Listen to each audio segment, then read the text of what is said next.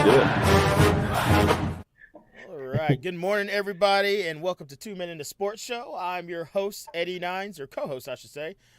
One half of the 2 Men in the Sports Show good duo with my co-host, the Cooch Four. Chris, what's going on, man? I am doing great, Eddie. How are you doing today? Dude, I'm actually doing pretty good, man.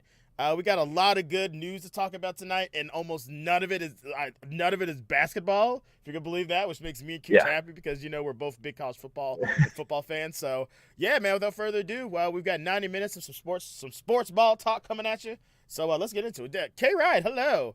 You always say always like it's a bad thing. See yourself out. You just got here. Come on. No. Yeah. You can't leave. You're my only person here, so you're definitely not allowed to leave. Don 44. I was here, just not talking. Appreciate you showing up, Don. We Hey, really Don, do what's up? appreciate everybody Some being brotherly here. love. That's what's up, man. I like it. All right, so yeah, what do you want to Um, talk about first, man? we were we ended last show. You wanted to talk about some of the transfers, Yes. especially Justin Fields. Yep, So yep, yep, yep. let's go ahead and talk about that. Yeah, absolutely, absolutely. Good place to start. So yeah, obviously, and we can touch on it a little bit again in general. The whole NCAA transfer portal. It's been a real. Don, what's up, man? Saddened about no theme song. Yeah, I had to just kind of skip right through it. I was bragging to Cooch about how I was proud of being on time this morning for once, and then as usual in the crunch time, I lose track of the last couple of minutes, and it's like, oh shit, it's time to go. So, but thanks for joining anyway, my friend. Hopefully you're having a good Saturday morning. But yeah, so the NCAA transfer portal. It's something that went live this season. This is something they've been talking about doing, but it officially became a thing at the conclusion of this past season. Um, and yeah, so it's basically the best way to describe it would be as sort of like free agency in college football, essentially. Cooch, I don't know if you would agree or Yeah. disagree with that. No, Basically, that's obviously it's really not what it's exact. being a record as. Yeah, yeah, yeah. Now, to clarify, if there's graduate transfers have always been a thing. Graduate transfers are if you Yes. have gotten finished your degree, or you've earned your degree, if you've essentially graduated from the program in the academic sense, but you still have athletic eligibility left.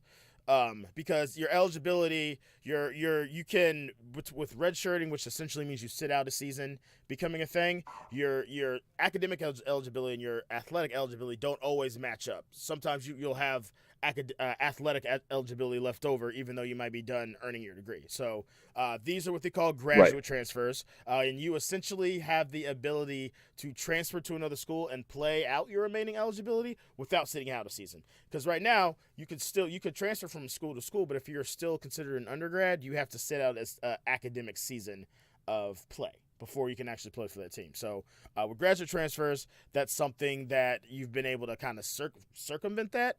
But the transfer portal takes that a step further, because essentially a player can forego having to even tell their school that they want to transfer out. They can enter themselves into this transfer portal manually. It's all done online. And all the college football coaches have access to this. It has your information in there, and then they are free to actually email you and contact you about transferring to another school. And this is something that the compliance office in every school has to do. They are required to do this. If you tell the compliance office you want your name in the transfer portal, they have something like 24 or 48 hours to make that happen, or they can actually be sanctioned. So that's Right. hey Dan, what's happening, man? Welcome to the stream. Hope you have a good past for show. The best. You as well, man. You're always coming in here with positivity. I appreciate it. So, even for me, who's not a sports person, this information is interesting. Well, I appreciate that, man. That's what we try to do. Try to learn you a little bit. So, but yeah. Anyway, so I'm running a long spiel here. Anyway, so with that transfer portal, obviously, I would say probably the biggest name out of all this was, like you said, Justin Fields, who was the number 2 recruit in the 2018 class behind Clemson's very own Trevor Lawrence, dual threat guy from Georgia regionally, and like I said, he spent a year at Georgia. Didn't play very much, if at all. I think he's got like maybe 3-4 games worth of stats. But he could not unseat Jake Fromm, Jake from State Farm, as they like to call him.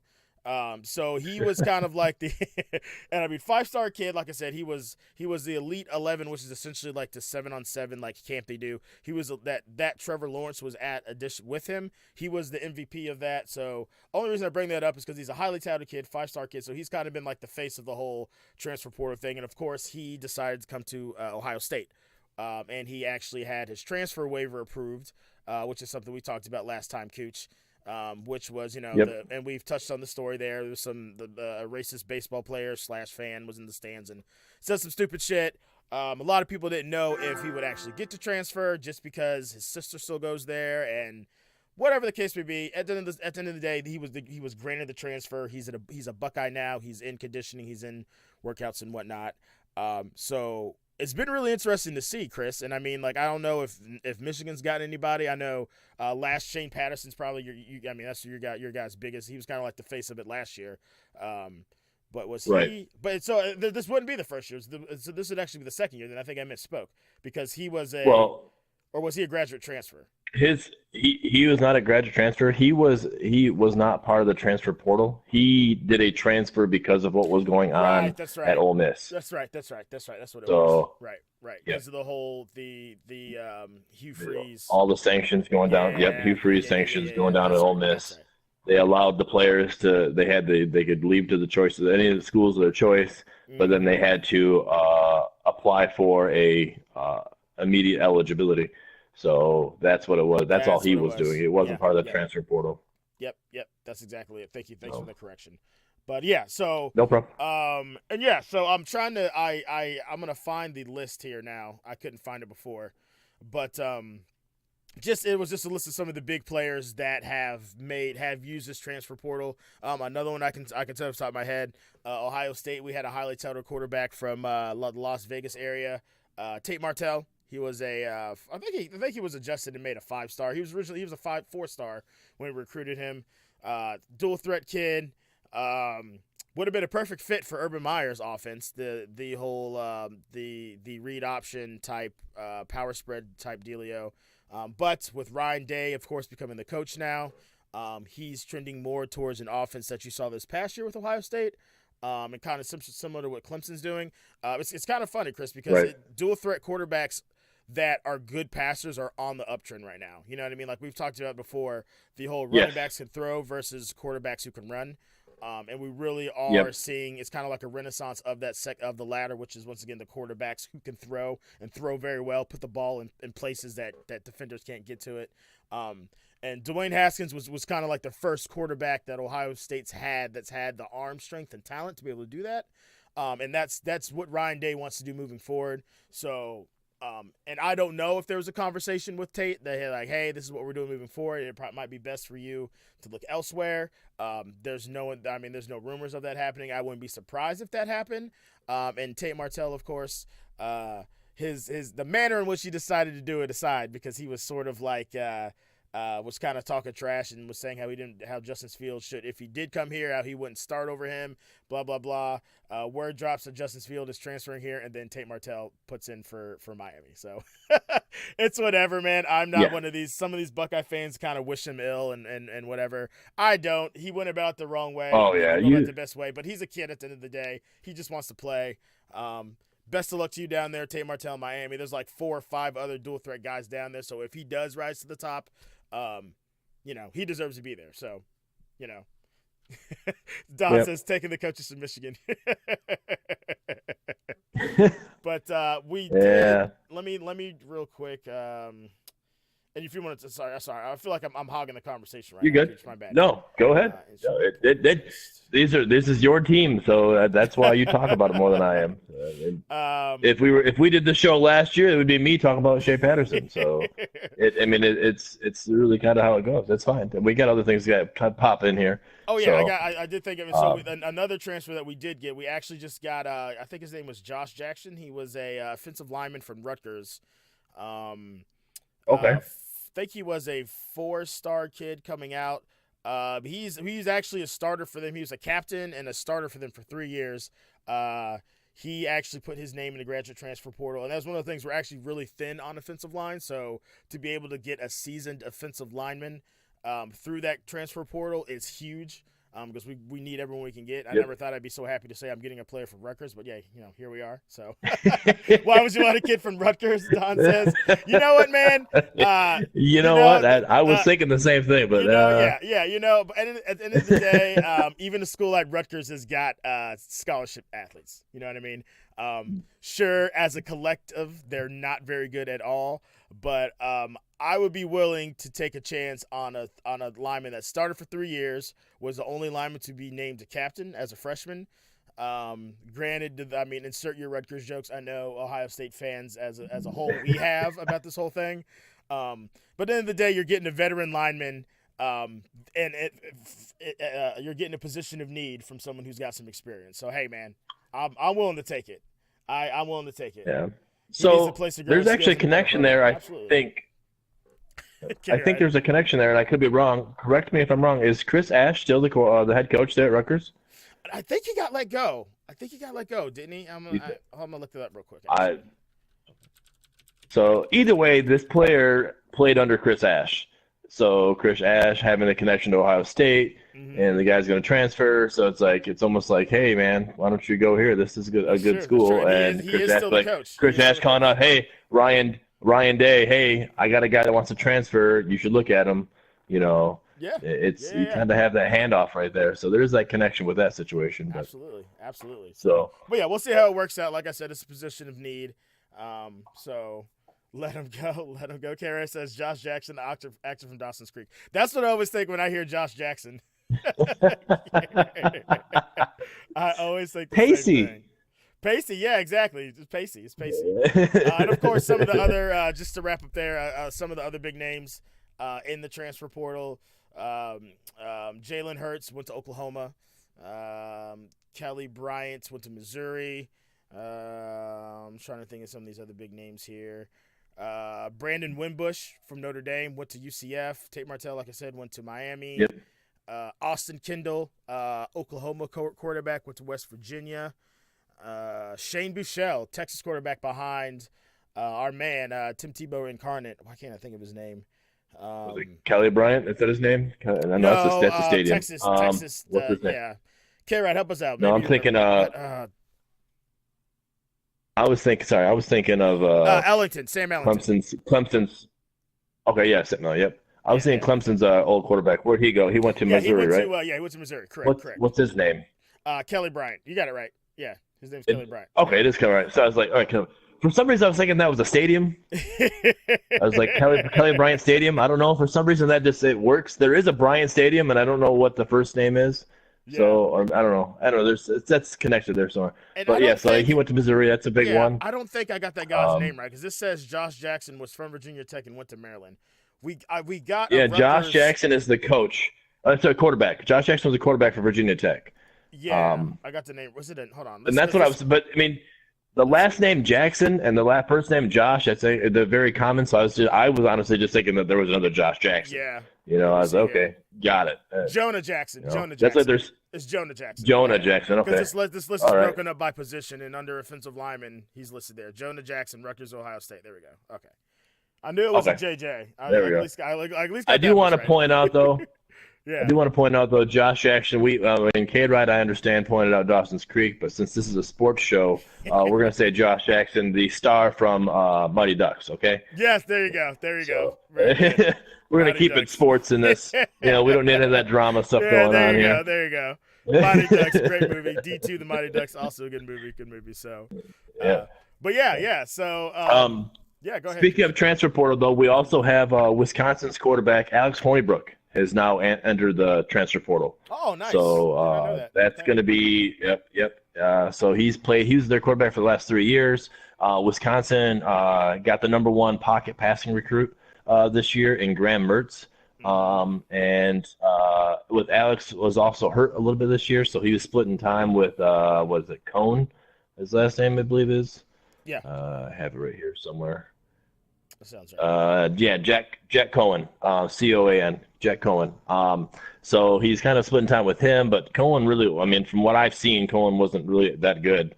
But this Graham Mertz coming in could be that. I don't know. It's weird that Hornibrook's leaving. I think he could still have the job and give Mertz a year to learn the system. But Yeah, I don't know. I This agree. trend, and again, he just ended the portal. And when we pointed this before, that's not always a guarantee that they're leaving. They could still choose to stay um, if the team wants to give him his scholarship back.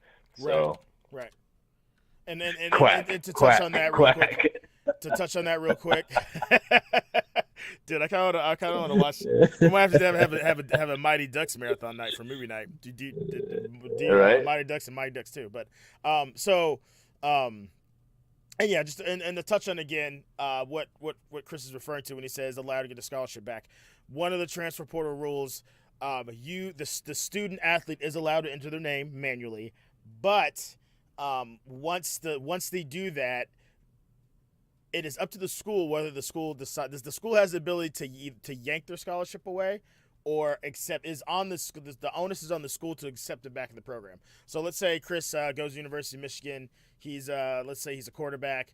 They bring in a kid from Ohio because it's Michigan and all the best players come from Ohio. And Chris is like, oh, forget this. I want to transfer out of here. So all right. So he puts his name in the transfer portal, but the kid Charles from Woodson, Ohio, baby. the kid from Ohio, let's say he turns out to be a bust or whatever the case may be, or he has a conversation with the coach. Coach says, hey, stay with us. You're a leader here. We want to have you here. So Cooch goes, okay, all right. So I want to take my name out of the transfer portal list. Well, it's on that school to decide to give him back that scholarship. They could be like, oh, well, sorry, well, that spot was taken up or whatever the case may be, and he might not have a spot on the team. So to reiterate, to enter your name into that transfer portal, you got to be pretty. You can assume those kids are pretty damn sure that they want to transfer out because the school can essentially erase their spot if the second they enter it. So, oh, and Karen Yep. adjust me. It's Ellinger, right? Sam Ellinger, Ellinger, not Ellington. You're right. And you turned. Well, Okay. I had to Yep. get one in there, so it's fine. But Kara said she heard Pocket P, and then she's like, and you know where I went from there. oh, just Karen, waking up with the dirty mind. I appreciate Yep. you. It's awesome. Yep. Hell yeah. Speaking of quarterbacks leaving, this one didn't enter the transfer portal. He's actually leaving to pursue coaching. The Okay. quarterback for the North Carolina Tar Heels, Nathan Elliott, is leaving school to become a graduate assistant at Arkansas State. Okay.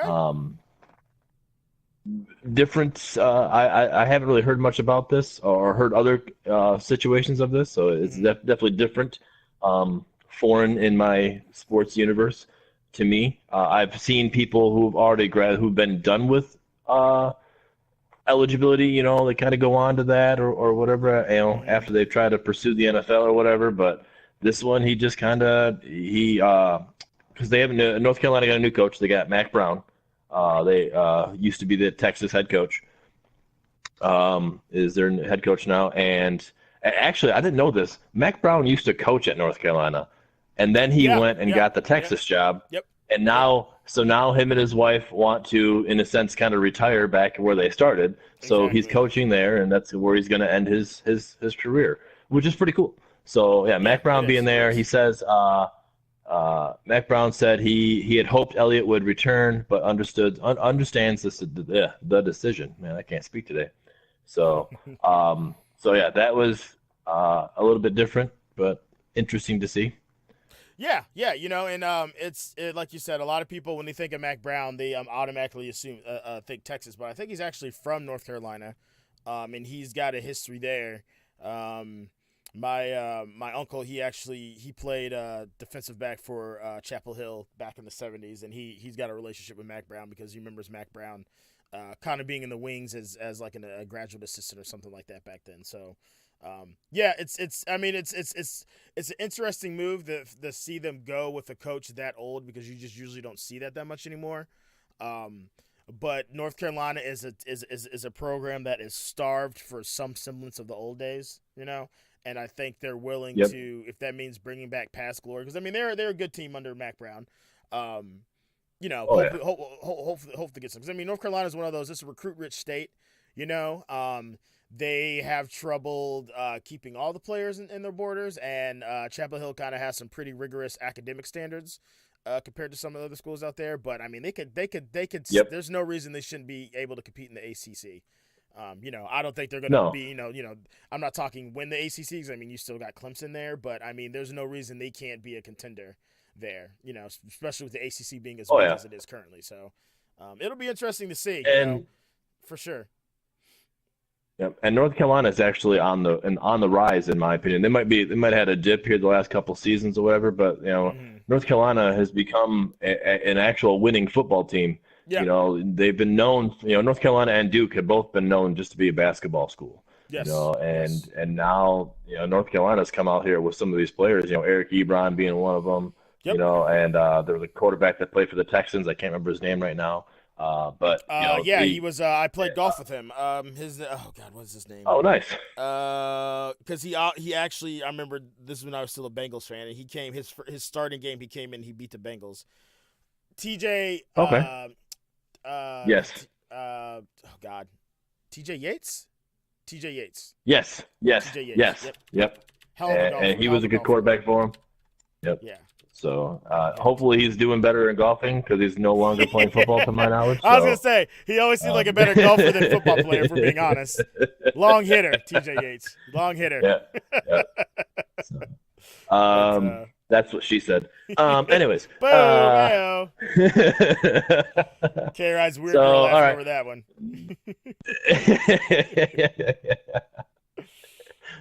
K-Ride said Matt Brown is a fossil. I don't know. Can a Texas fan really say that? That'd be like me saying Lloyd Carr's a fossil. Yeah, Nope, I mean, if nothing else, you guys, we could turn around and use him for fuel if he doesn't become a good coach. So there's that. Oh, Phoenix with that 7-month subscription. Holy cow, can't speak. Phoenix, what's up, Thank you so much, Phoenix. Thanks for joining the show. Cooch always makes me a white girl laugh. All right. All right. On a not so funny note, wide receiver Cameron Green, a receiver for the Northwestern Wildcats, announced Monday on Twitter that concussions and head injuries within my family are leading me to step away from football. So he was there, to put this into perspective for the Northwestern Wildcats, he was their number 2 receiver for, I think it was yards this past year.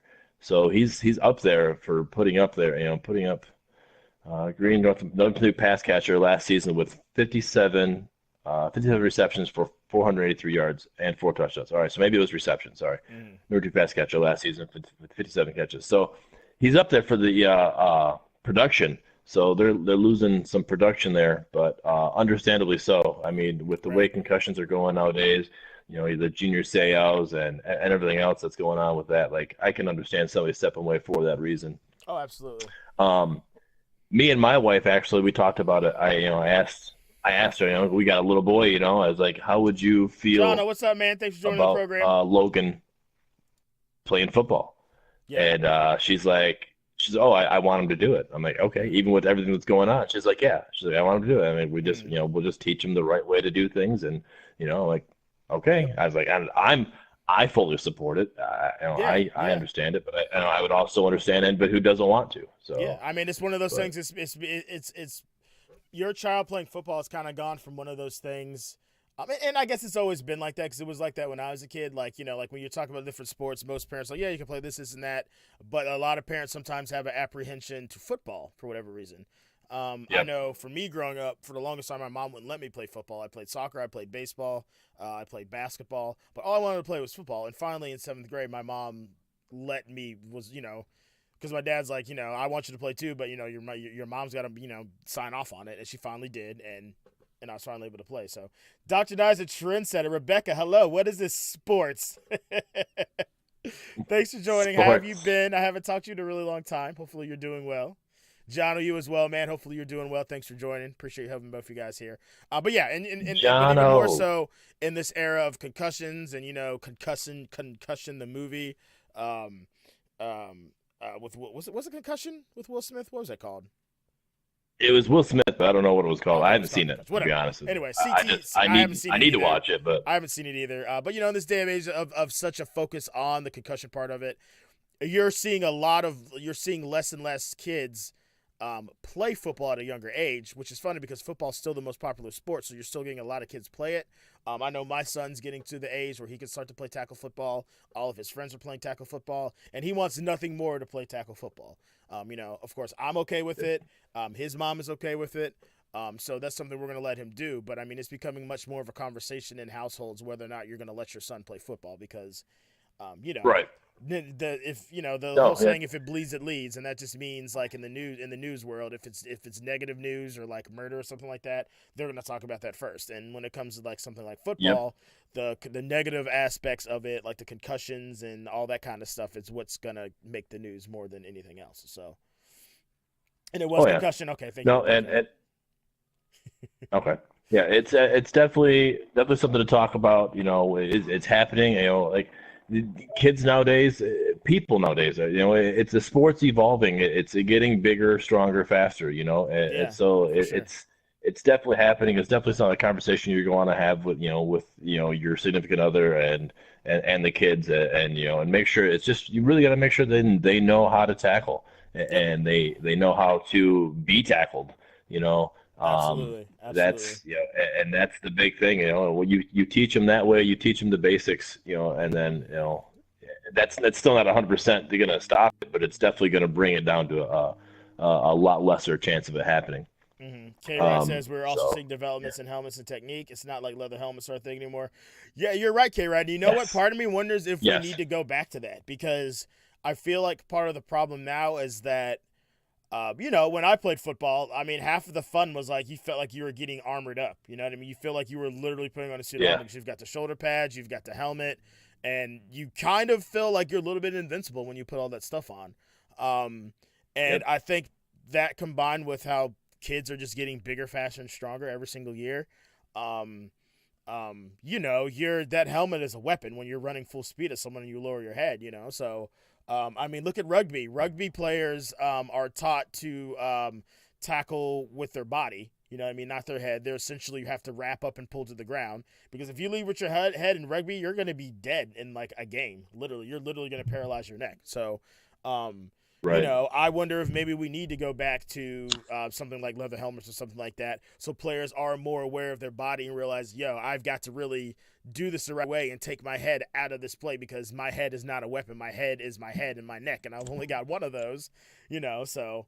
Um, yes. um, and it's funny because if Now, you watch the kids play 7-7 now, they wear those goofy ass like cushioned like padded helmets. They're not even like helmets. They're like, right, it's almost like a head sleeve type thing. But yeah. yeah. So that's a good point though, It Karen. it almost looks like a padded version of like a swimmer's cap. Yeah, yeah, exactly. It's what it kind of looks like. Yeah, Um, I wouldn't. You called it a weapon, and it can be used as a weapon. I would say more. The defensive player isn't using it more of a weapon. I would say that he's using it more of a crutch. Like he okay, doesn't have to worry about his head because it is it is safe because of this helmet. right. And by feeling that way, you can just fly in there crazy like Right. now, I'm agreeing with you with Mm-hmm. the going back to the base of the leather helmet side. Like you're not gonna do that. You're not gonna go Right. in there all willy nilly, just like Mm-hmm. and try to lay some lumber, Exactly. on somebody like that. You're gonna be more. You're gonna use more technique, and you can still hit somebody really hard using technique Oh without yeah. using your helmet, Oh yeah. and so you can still do it. And I think you're probably right. That is something that maybe you should do. Like Mm-hmm. like maybe not for games, but for practices, instead of Right. wearing a helmet, you should be wearing a leather helmet. That way you get that technique down. Right. Because then after that, it becomes muscle memory. Once you've been practicing that way, it's muscle memory. So when you go into the game, you're not going to think about having a helmet on. You're going to be thinking about the way you've Yeah. been doing it. Exactly. Exactly. Exactly. So Rebecca says basketball is the best from KK. Well, I'll go ahead and let you think that, Rebecca, just because I'm happy that you came by the show. So we can go ahead and say that basketball is the best for today. I will allow it, just because I'm happy you're here. So, but yeah, like okay, technique really is a big part of it. One of the first things Chris Ash did when he came to Ohio State was he hounded Urban Meyer about this rugby tackle technique that he had found on the internet, and like he had bought the pamphlets on it and was like all into it. And Urban Meyer for a long time was like, no, like I don't think it's a good idea. I've never heard of it, whatever. But he finally, Chris Ash wouldn't relent and wouldn't let up, and finally Urban's like, shit, all right, fine, let's do it. And we had the best tackling season we've had in a long time here at Ohio State, and that was the same defense that we won the championship with. So. And essentially, rugby tackling is you focus on the player's hip because the hip is a part of the trunk of the body, and it's a lot harder to juke someone with your hip area as opposed to like your head and your shoulders. So essentially, it was using an outside in technique, meaning you get outside the player, you keep them inside of you, you find a point, you focus on the point on their hip, and you wrap them up and you drive through, and you let your body weight. Use the momentum from your body weight to essentially slam them to the ground. It's a lot less injuries. It's a lot less torn up knees and whatnot. Your head's completely out of it. So it's a technique that teams have adopted nationwide for the most part. There's another type of tackling technique that's become popular. That's kind of like the evolution of rugby tackling. I can't remember the name of it. One of the coaches at Ohio State brought in is a big proponent of it, though. So it's happening. And that thing needs to happen at the base level. I'm talking. That needs to happen when kids are learning to tackle in football, because those are the kids that are going to grow up and get offers from schools and play in college football, and then that's how you're going to actually see that change. You know what I mean? So. Yep. You can get a hip replaced. That is true, K-Ride. Rebecca says only sport. K-Ride says. No, go ahead. K-Ride said on mine, she's like, maybe train with other helmets and play with regular. And then she's like, you said it as I was typing it. I thought it was like, all right, perfect timing, right? And then Rebecca says only sport I really play, but I like tennis and baseball. I just don't have friends to play basketball rules for this friendless fool. Rebecca, I bet you got a nasty 3-shot. I bet you got a nice 3-shot. I bet you just make it rain from the outside. I can see that. So, good segue here. Okay. Speaking of Rebecca playing sports and also injuries and stuff going like that, Tony Harris made history Tuesday, becoming the first female football player at a skill position to sign a letter of intent accepting a scholarship to Central Methodist University in Missouri. Yep. All right. Yep. She plays safety. All right. So normally the ones you've heard before have just been these the ones you've heard before are just kickers, right? Kickers or punters that go on. But yeah, she is a safety. Yeah. She's a 5'7", 164-pound safety from Detroit. Had been playing football at East Los Angeles College in California for past 2 seasons and will now further her college career at Central Methodist. Wow. Now for a female player, she's an absolute unit. She's 5'7", 164 pounds. I'm looking at a picture of her now. Chick's got some arms on her, man. Okay, now, like, to be 100% honest, she's way undersized for the way safeties trend in D1 football, and that's FBS football. But I'm pretty sure that the Central Methodist is the FCS school. FCS players are not as big and fast and strong as those FBS players. FCS is essentially Division II. But she's still going to have to tackle some big-ass dudes, man. So for this girl to get a letter of intent, she's probably one hell of a tackler. She's probably really fast. I haven't seen any footage of her or whatever. But either way, man, that's absolutely huge. No. So it is huge. And I want to continue the conversation with the injury, concussions and stuff like that. Yeah. She's the one doing the hitting, but you can still get concussions by that. And like you said, she's going to be hitting bigger dudes. Like, I don't know. I am a supporter of women being in the NFL and any of it. I'm not against it at all. Sure. But I also am a realist in knowing that men are normally stronger than women. Right. So it's, for a woman to be a receiver or a running back or even a quarterback, I think, in the NFL or even in college football, it would take a lot because they are going to be getting hit by these huge men and they hit hard, So and the other thing is endurance is a concern because the one thing you realize after about week 4 or 5 in both college football and NFL football, nobody's 100%.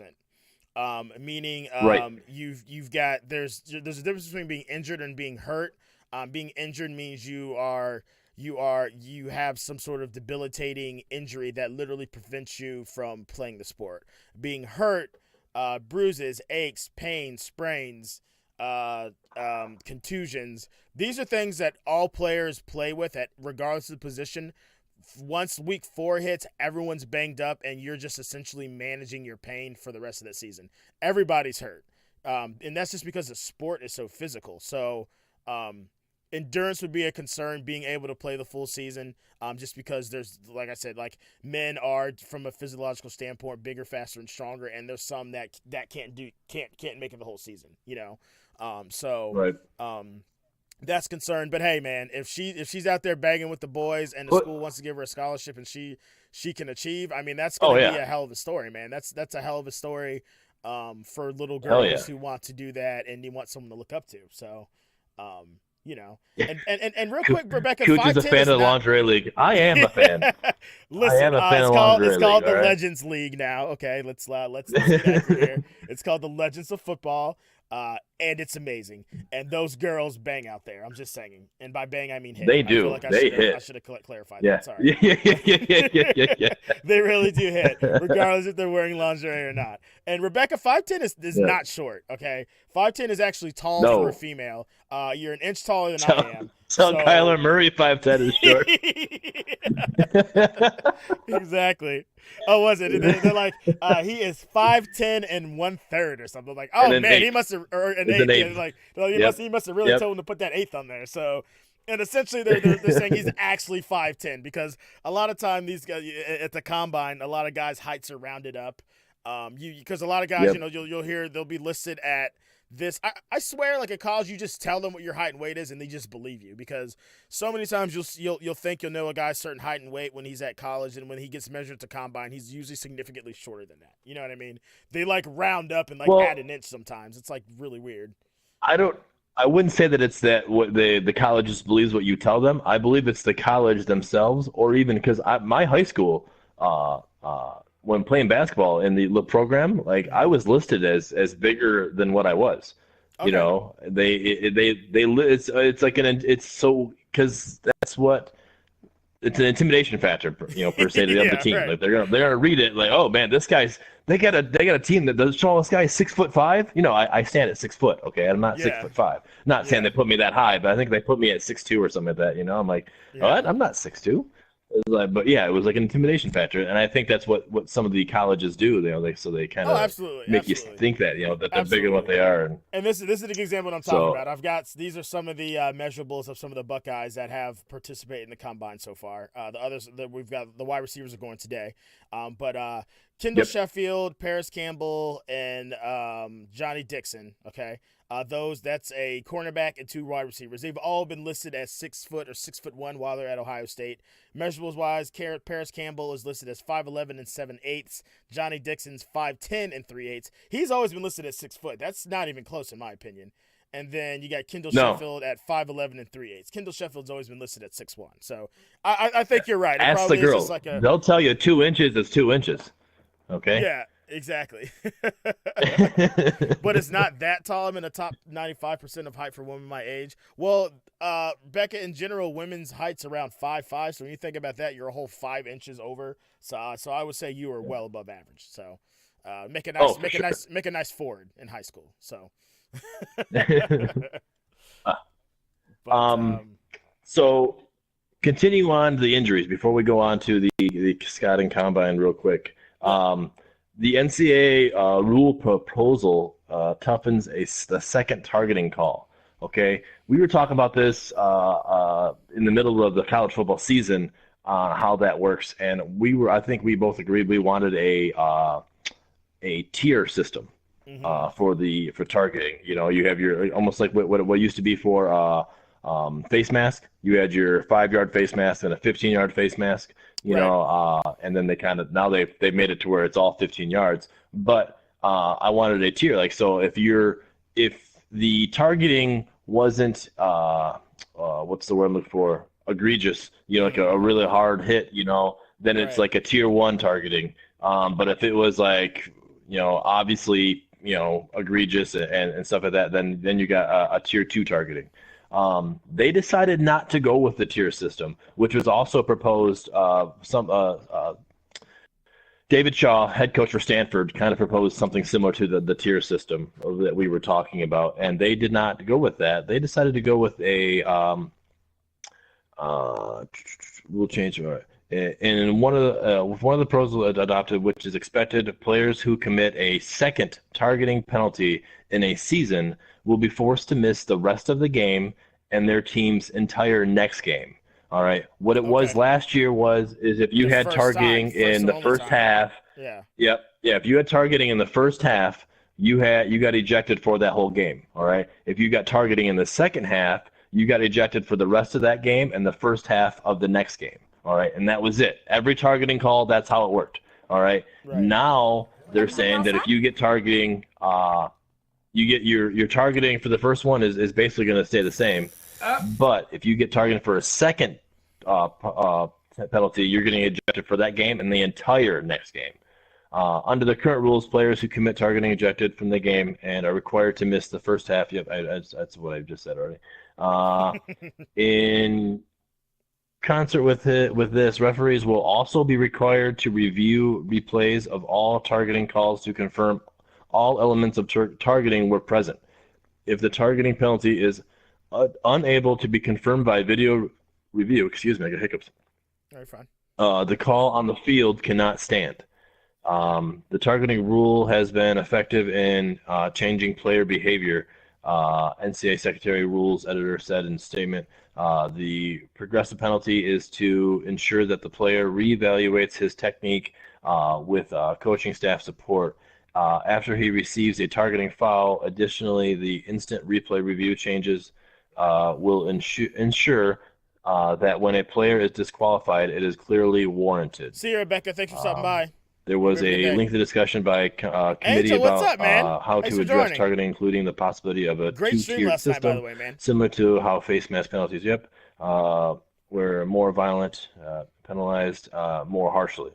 Where a more violent targeting offense would be penalized more harshly. Instead of committee adopted for the additional ejection and more stringent replay confirmation standards. Okay, so when I first read it, it bothered me. I'm like, no. I'm like, because I can show you ejections of a Michigan State game. A Michigan linebacker got ejected, and he was thrown on top of the quarterback, and they called targeting. I'm like, no, wait, no, this doesn't make any sense to me. Like, so I wanted that two-tiered system because there was no reason for him to get ejected in that situation. And if they had a two-tiered system, then that would, the first he would maybe get hit for the first tier and not be ejected. But from what this is saying, the way I'm reading it anyways, is that the referees are going to basically do a little bit better at the review process to confirm that it's targeting and not just kind of, I don't know. I as of right now, I still don't like it because I don't like the referees reviewing and saying, hey, this is targeting, this isn't targeting, because you see it with the pass interference or out of bounds or whatever. You watch the replays and you see it and it's like, no, it's this, and then no, it's not overturned. It's like, what do you mean it's not overturned? It should, like, I just watched the replay 8 times on screen, and like, how do you not see it? Yeah. So I don't like it being put in that position, but I don't know. We'll see how it goes. Yeah. How do you feel about it? I am of a mind of you. Anytime you give the refs more stuff to look at, I just feel like it's gonna kind of slow the game down more. That's kind of my biggest complaint about reviews and stuff in general. I kind of wish that they would, and they kind of do this, but it still involves the refs on the field. But they have the referees that have there's a replay booth, and they kind of look at the replays there, but they've got to send it down into the field for the ref to look at it. I kind of wish there was a way for this to happen kind of behind the scenes, like real time, in a more efficient manner, where there'd be a lot less stoppage to the game. Yeah. Games have gotten so much longer already. How it is. I mean, a college football game can be anywhere for 3.5 to 4 hours, depending on the style Yep. the team's playing. I mean, if you get two teams that both throw the ball up, forget it, dude. You're gonna be there half the day.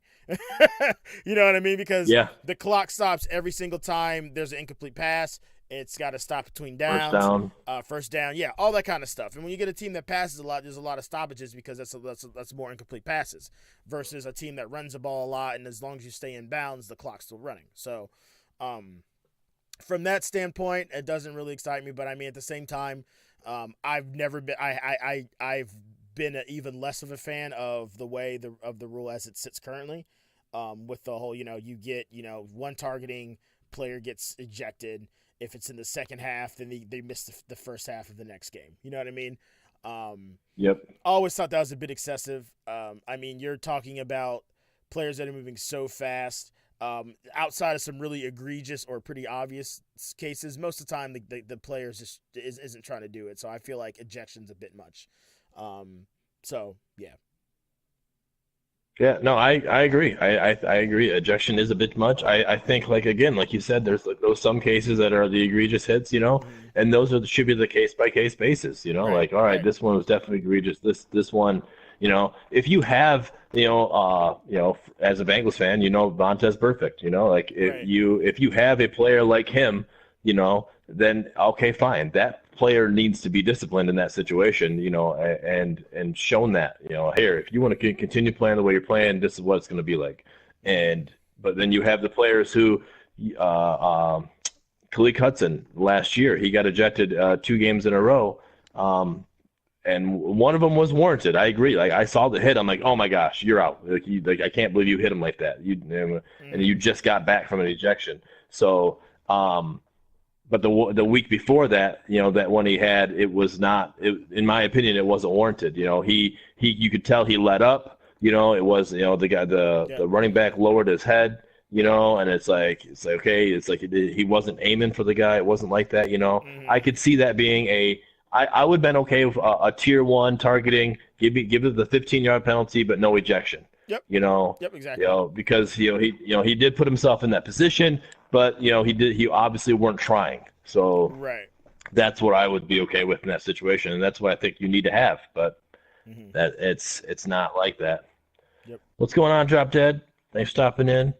Hiccups. What color is your what? That's weird. Okay. What color is your underwear? Kid Right asked me. I don't have an answer for you. Green. There you go. Usually I don't have that information in hand, but I happen to remember today. So there you go. Yeah. I got dressed in the dark this morning, so I don't know what color they are. Uh, it's meant to be weird. All right. I got a real quick one. All Though. right. Go So ahead. back to Go the. ahead. Yeah, go ahead. Oh, go Go ahead. ahead. No, I was gonna. I was just gonna bring up the. Go ahead. All right, I was just well because this just came down like recently, so that's the only reason I was going to bring it Okay. up. We said we didn't Yeah. have any college basketball news for you, but this is Ohio State. This is directly relates to Ohio State's basketball team, so we'll go ahead and throw that out there. Oh, snap. Let's go. Yeah, Caleb Wesson, Ohio State basketball player, 6'9", 270-pound forward, has been suspended for a violation of Ohio State's athletic department policy. Don't know exactly what the violation was particularly, but he's a very integral piece of the Buckeye team. He leads the team. He leads them with 14.6 points and 6.7 rebounds per game. Yeah. So I mean that's a pretty big hit. They said that they did not announce the date for his return, but he will return this season. So. And Ohio State does this with football too. Whenever it says violation of Ohio State athletic department's policy, it's a way essentially to kind of give the kids some privacy in terms of what happened, but it's also a really big blanket statement. It can mean a lot of different things. It can mean he missed an appointment with the tutor. It could mean he got caught drinking, or it can mean a lot of different things. So I don't know what it means, but the fact that he's not playing is significant for that team because they're already talking about a Buckeye team that's still trying to kind of find their footing and find find what they do best. So for him to be taken out of the picture, it's going to be interesting. And they take on Purdue at 2 p.m. today. So that just actually came Yeah. down. This article I'm reading is from today, but it was from yesterday, but I think news came down the day before that. There were kind of rumblings of that happening. So, yep. Gotcha. Mm-hmm. Yeah, no, that stuff like that, like you never know really what it means. The student Exactly. could have issues making it to time on class, and this was Mm-hmm. his fifth tardy to class, so now he's Exactly. being reprimanded for it, Exactly. and it could just be a Exactly. suspension of one game. Mm-hmm. So, but yeah, Yeah. you never do know in that situation. Exactly. So everything we kind of talked about already because Rebecca saying how tall she was. Mm-hmm. It the whole NFL Combine. This was the biggest news coming out of here. Was Kyler Murray? Is he tall enough to be quarterback? Is he is his arms big, his hands big enough to be quarterback? Is Right. he big enough weight wise to be quarterback? Because he's a running quarterback. Can he take the hits? And he weighs. He came in and he's very similar to what Russell Wilson was when he came in. Russell Wilson was 5'10", 5'8". Kyler Murray's 5'10" and 1'8". So that's 4/8 different. A half-inch difference, which is not much. It literally is like that much. So Yeah. it really is not that big of a difference. He actually weighs more than Russell Wilson coming in. Russell Wilson was 204. Kyler Murray's 207. So that Okay. he is literally right there with Russell Wilson. That's really Now, interesting because looking at the eye test, Russell looks a lot heavier built than Kyler Murray does. So I'm actually very surprised by that. yeah. And Now I think Kyler he Murray, probably put some weight on too once he got to the Seahawks. So, but yeah, go ahead. that's very possible. Kyler Murray also put, once he got done with Oklahoma, he put on some weight. Yeah, There's no way this kid was 207 at Oklahoma. there's All no right. way. So He's he put probably on like some weight. 190, So now, 195 at most. Yeah. the question is, with that added weight that he put on, can he still run the way he ran? That's Right. the question. Right. So is it going to slow him down much? Is it going to, is he going to be less agile? That's going to be the question in that situation. I'm excited. I want the kid to succeed in the NFL. I think he will do something. The big question now is where's he going to go? Right. Is Arizona going to take him on or what? Yeah, because So, it's Cliff Kingsbury who's basically got yep, a hard on over everything Kyler Murray related, and wants to have him on the team. Of course, Cliff Kingsbury is the old Texas Tech coach who was the one-time USC coordinator, right? Literally didn't even. I yeah, mean, this is in the span of like 3 or 4 weeks, and then was named the head coach at Arizona. So, I personally think Cliff Kingsbury is a little overrated. I think everyone's too eager to find the next. God, what's the Rams coach who blew it at the Super Bowl this year? yeah. I knew you were going to bring it up, but McVay, Yeah, Sean Sean McVay. McVay. Everyone's looking for the next Sean McVay. So we'll yet to see if he'll actually succeed. But I mean, you got a player like Kyler Murray in your franchise. It's a good start. So, and like you said, it'll be interesting to see. Because did he run at the 40 or run at the combine? Uh, he hasn't done that stuff yet. Okay. I don't think the Okay. quarterbacks have done theirs. It'll be interesting to see what his 40 time is, but more than that, not just 40 time, just to see how he handles additional weight. Because I mean, when you're a guy that's Yep. as fast and twitched up and as quick as Kyler Murray is, literally adding it's like a Ferrari, okay?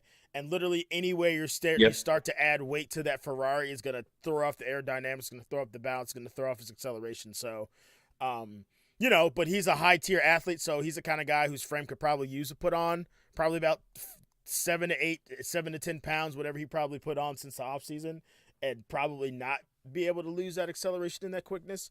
But we'll see, Right. And there's and seeing how he is, he's going to continually be compared to Russell Wilson, for good reason. They are both baseball prospects. They're both smaller, although both have good hand size, which is something that apparently matters. We're talking about trying to spin the ball.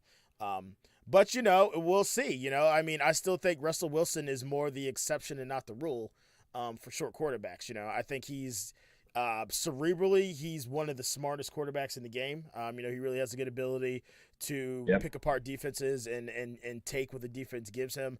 Kyler kind of seems more of a seems a little bit more Brett Favre gunslinger in him, meaning he's more likely to kind of try to force throws, for better or for worse, So as long as it's Yep. not cheeseburger weight, he should be fine. Okay, right? You're right, though.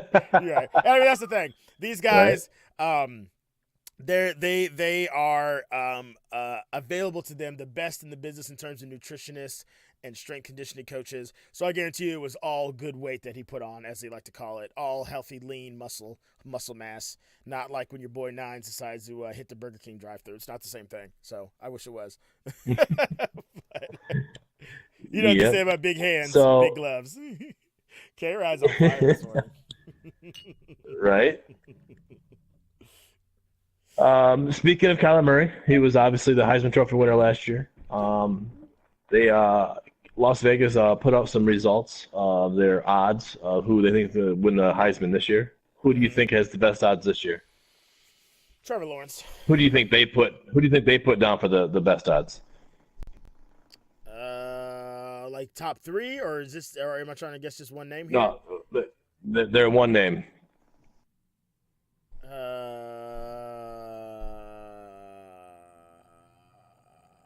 have no idea. Okay. Well, your guess is close to their guess, but it's not the right one. Okay. So they put Trevor Lawrence as number 2. Trevor Lawrence has a 3-1 odds to winning the Heisman. Let me think about this. Okay. So Trevor Lawrence. I'm just trying to think of top quarterbacks around the nation. Trevor Lawrence, Jake Fromm, Justin Fields might be in there. Sam Ellinger. I'm just guessing now. I would say one of those guys. Though. So who they have number 1? Tua Tagovailoa. How did I not think is their number 1? Of course. I completely don't know. Forgot. He is a 5-2 odds. You know what? I think I thought Tua was done for some reason, but yeah, of course it's Tua. It's gonna be Tua or Trevor. It would have to be. I completely mind blanked. Wow. Yep. Okay. So Tua is the number 2 guy, and then they really didn't kind of release anything else. I tried to open up the odds, and it just went on to talk about Tua. The long shot to watch, they say, is Khalil Tate. Okay. Sleeper to watch is Texas A&M Kellen Mond and Purdue's Randall Moore. Okay. And the overvalued pick is, had it not been for Lawrence, Martinez might have been the freshman All-American he passed. All right, so they're saying the Huskers quarterback, Martinez. I can't see his first name. It starts with an A. Aaron? So, but yeah. Alex? Yeah, I think it's Aaron Martinez, yeah. Okay. I think it's Aaron.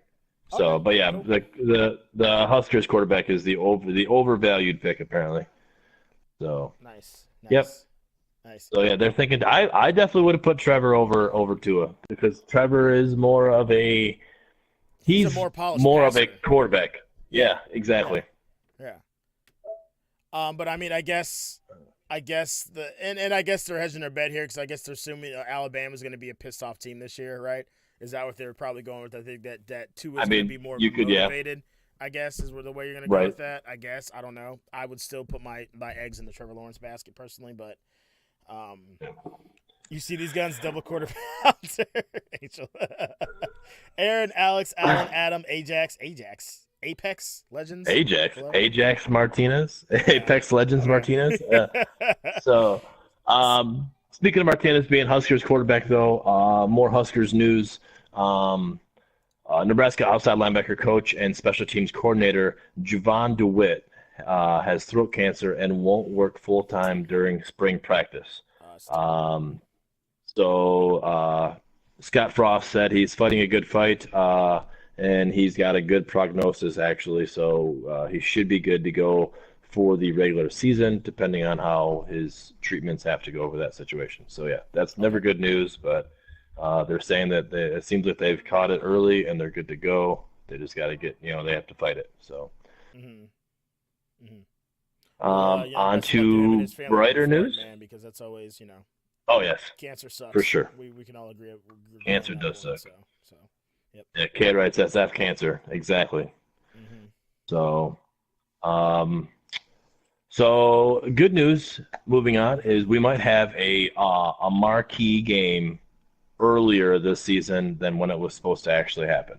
Okay. Um, the Hurricanes and the Gators are discussing whether to move their season opening football game up a week to August 24th instead of the 31st, where it was supposed to be played. The teams are agreeable to the move. They have to, but it has to be approved by the NCAA. So they want to move it up and kind of be the marquee game for because this year coming up is going to be the 150th season for college football. Oh wow. So they want to have that first game. They want to be that first game because actually they still won't be the first game, but they're going to be the marquee game because there's actually a game. What one is it? Arizona is already slated to face Hawaii on the 24th, and there's also some FCS games or whatever that are happening too, or whatever. So they won't be the only game that starts off the season, but they're gonna, Arizona, Hawaii, or Florida versus Miami. Which one are you gonna want to watch that week? Yeah, Obviously Florida yeah. versus Miami. So they're Exactly. gonna be that marquee game to kick off the 150th season. So that's kind of Okay. why they're doing that. But by proposing this, now this is where it comes in, and I could see the NCAA not agreeing with this. By proposing this, they have to now also have the NCAA approve to start their training camp early Interesting. because it's a week early, so they have to get to start the training camp early. So not only does the NCAA have to approve the game, they also have to approve to allow Miami and Florida to start their training camps a week early. So Wow. that's definitely interesting to see and whatever. It don't bother me if they start training camp a week early. I would rather No, me that, neither. let's start the season early. Let's Yeah, let's go. get it going. Let's go. Let's I go. don't Let's want, go. Yep. let's not wait till August 31st. Let's watch it August 24th. Let's watch some good games. Exactly. I'll watch the Arizona and Hawaii game and then I'll watch, the Miami Florida game, or whatever one's first. I'll watch them both, Hmm. as long as they're on at the same time. So yeah, I'm excited. So that's good news for football fans, college football fans. It's going to start early. So, Not complaining um, about that. No complaints there. Bring it. all Give it to me earlier. Give it to me often. Let's go. right, all right. Is there anything else that you are wanting to talk, like you want to talk about? Yeah, well, I thought this was an interesting little article here. I found this as I was, because as we're talking, I'm constantly looking for little nuggets and stuff I missed, like that Ohio State story about Caleb Wesson. So this is an Right. interesting article. So this is so the headline of the article is Draymond Jones, who of course was the star defensive tackle for Ohio State this past season, gets requests to work out at linebacker at the NFL scouting combine. And it goes on to list some other big players here that have been requested to try out at other positions. So I thought this was kind of interesting because most of these names we recognize, and it's kind of cool to get an idea of and I kind of want to talk. There's only 6 listed in this tweet, but it's kind of cool because I think it'd be cool to talk about them each and kind of figure out why they would or wouldn't be good for this position. So, of course, once again, Draymond Jones was asked to try out at linebacker. Now, the interesting thing about Draymond Jones is that he's actually built more like a defensive end. He's tall, he's lean. Most of your defensive tackles are your kind of your short, wider dudes, because usually their job is usually to eat up space in the middle, stop the run, wait for help to get there. They take on a lot of double teams and whatnot. But Ohio State, the way we run a nose tackle and a 3 technique. And techniques, without going into too much depth, a 3 technique refers to the gap that the defensive lineman sits in. Okay, so like a 0 technique would be right over, would be head over, would be facing the center. You would be directly across from the center. A lot of Yep. defenses don't like to play a 0 technique. They like to play like a 1 or like I guess it would be 2, depending on which way you go, because you kind of get like a better angle. So Draymond Jones played the 3 technique defensive tackle, but he could have very easily played defensive end. I think he was listed. I think he's 6'5", like 285 pounds or something like that. But he's built more like a Oh basketball yeah, player because definitely. he's tall. He's tall and he's lean. He's got long arms. So I could actually see him being a hell of a linebacker in maybe like a 3-4 or or something like that. Kind of like Yes. something maybe like Yeah. That something he could, 3-4, that yeah, defensive yeah, end, outside linebacker. yep, yep, Rush yep. outside linebacker. Yeah. Yeah, he could be in a Yep. 2 point stance, or put his hand in the ground if he needs to. Very versatile guy, so I could actually really see that. So here are some of the other names, some other players that were requested to try out the position. So quarterback Nick Fitzgerald. Now where is Nick Fitzgerald from? That name sounds familiar, but I can't remember what I don't team recognize he that played one. for. We're gonna look him up real quick. And Okay, he wants to okay, corner, so Nick like CB. No. So Nick Fitzgerald is Mississippi State's quarterback.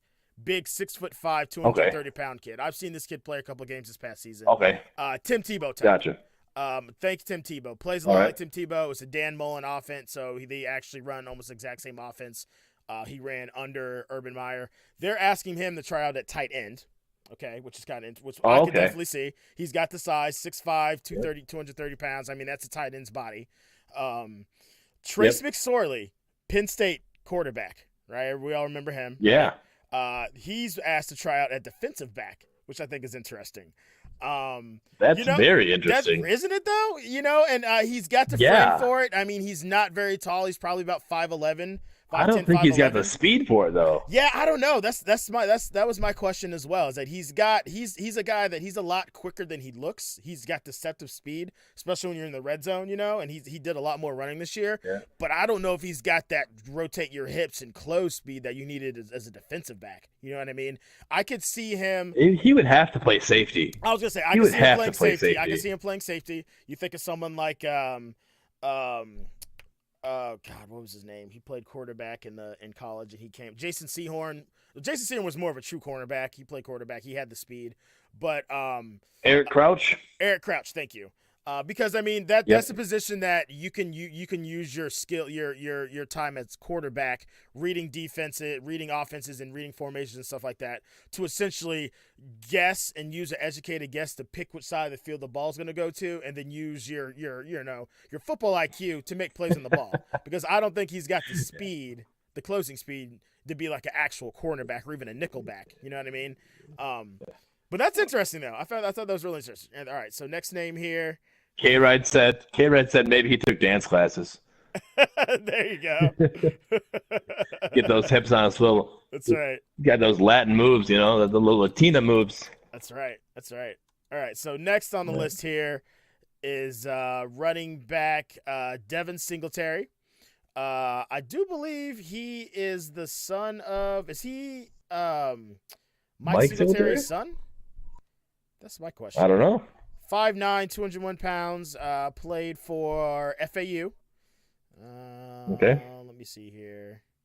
I'm curious if he is Singletary's son. I don't think so. I'm not seeing anything here in the Wikipedia article. So, all right. Don't know much about this guy, but basically he's a running back, and they're saying that he's getting calls to try wide receiver, which tells me he must be pretty fucking fast. If he's only 5'9", and he's getting asked to try it at wide receiver, he must be pretty twitched up. So, Angel, I bet you got some good hips on you, Angel. Well, that and you have he could have been. You have to go back and watch some FAU games, but like he might be one of those like really good receiving backs. Well, his have nickname good hands and stuff like that. Yeah, his nickname is Motor, so that kind of tells me everything I need to know. Motor, okay. Yeah. Yeah. Dude must be able to burn it. So, all right. So, and then next here we've got Hakeem Butler, wide receiver. See, not all these names I recognize. Hakeem Butler. Okay, Hakeem Butler was Iowa State. Okay, I know this guy. He's a huge wide receiver. Yeah. 6'6", 225 6'6". pounds. Yeah, big, big, huge possession wide receiver. They also want him to try out at tight end. I think that would be a great fit for him. He's one of those guys. He could probably put on another 10 pounds of muscle on his frame and still, be able to move and be athletic.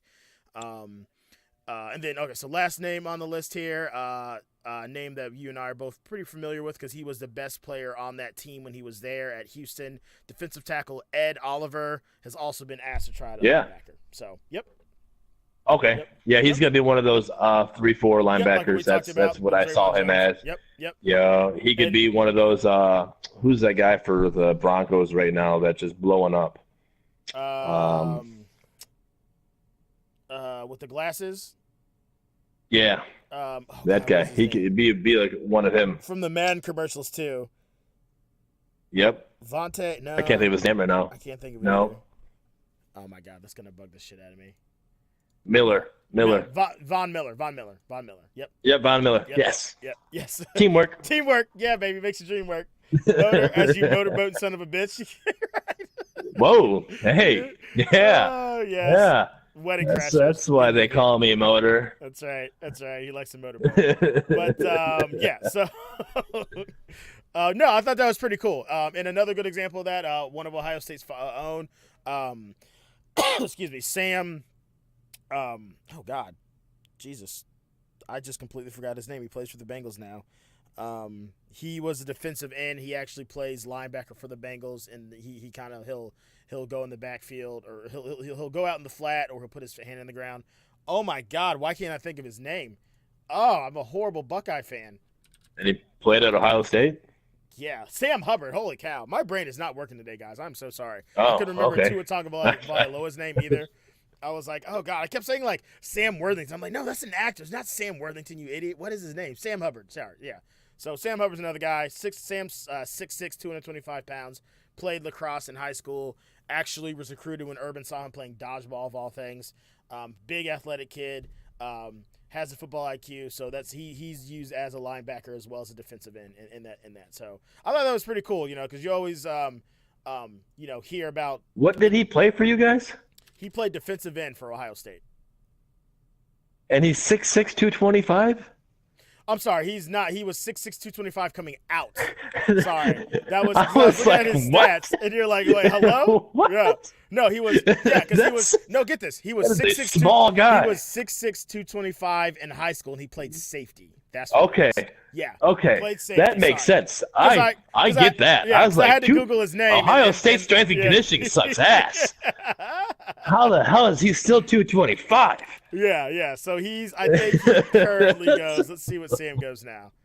So he's currently goes, I don't know if they have his weight, but no, he's definitely more than 225. He's probably playing at like 260. Yeah. 255, I could see that. Or something like that. But no, he was a dude who came in. Nudes. He played lacrosse and he played safety in football. And of course he came in, put on like 40 pounds of muscle. And he's 270. He's listed at 270 now. So yeah, Baggy, what's up, man? 270. All right, that makes sense. That makes sense. K-Ride said he's not getting his cheeseburgers. I want to see. I wish I could find that page that listed him at 6'5", 225, because that is highly inaccurate. Yeah, that's like, what? I thought you were talking about that receiver again from Iowa State. I'm like, I don't know what you're talking about, man. Like that is a small defensive end, dude. Right? I don't care what position it is. Yeah, right. That's small for linebacker at that height. He's gonna get pushed off the ball. So, yeah. Baggy, how you doing? Or Noodles, man, how you doing? Thanks for joining. How's your morning doing? I don't know who Creed is there, nudes. Creed, like the movie? All right. No, that's spelled differently. I think he meant to put K-Ride, but he put the E and the D, switched them. So, welcome to the Gigglebox Sports Show. Oh man, but yeah, I don't. Okay, I don't think I've got anything else unless you do. I got some. I mean, I was only gonna talk about this if we had time. So it's the spring preview. I can bring some other teams up. I think it's like the top 20 teams or top 25 teams. I only popped up. I got Ohio State, I got Michigan, I got Texas, because I know that's you, that's K-Ride, and that's me. I have other teams up here I can bring up if we want to talk about them. Lord Vlad, thank you so much for the follow. I appreciate you. You know, I don't know if there's anybody here that just wants to hear about a team. Let me know. Hold on, I've got to address this Michigan talk going on in my chat. Listen here, Angel. Oh shit! The biggest issue that I put Eddie put Michigan over Ohio State. I am a Buckeye, okay? Class of 2006. You know this about me, so don't come in here. You're using the fact that I haven't seen you in a while to your advantage, because you can't come in here talking this trash about my team. So, Lord Vlad, been here for 3 minutes, got to follow on the Ohio State background alone. My man, Lord. See, that's what I'm talking about. That is a good follower of the show right there. Lord Vlad came in solid Ohio State background through the follow. Vlad, OHIO, I appreciate you. I hope you have a good Saturday. So Okay. Yeah, just I'm send him still a lost cat. on what just happened there, but okay. Uh, whew. It's fine. Angel knows All what I'm right. talking about. He knows what I'm talking about. All right. So we'll start off with Texas spring preview. It says, "Is Texas back?" And it says the Oh, Longhorns because the just M's might first? be. Come on, Coming man. off its best season in almost a decade, Coach Tom Herman's bunch has big goals for Feels amazing, 2019. man. Four-time Thanks for the defending follow Big again. 12 champ Oklahoma stands in the way, but with quarterback Sam Ellinger returning to lead a team overflowing with blue chip talent, the Longhorns could finally return to the pantheon of college football. Spring practice start date is to be announced. Um, Strength heading into spring. For the first time in 10 years, Texas will enter a season boasting one of the top quarterbacks in college football. After flashing moments of brilliance as a true freshman, Ellinger took a major step forward as a sophomore, leading Texas to its first 10-win season since 2009. As one of the most effective dual-threat quarterbacks in the country, Ellinger passed for 3,296 yards while completing 64.7% of his passes. He also tossed 25 touchdown passes to only 5 interceptions.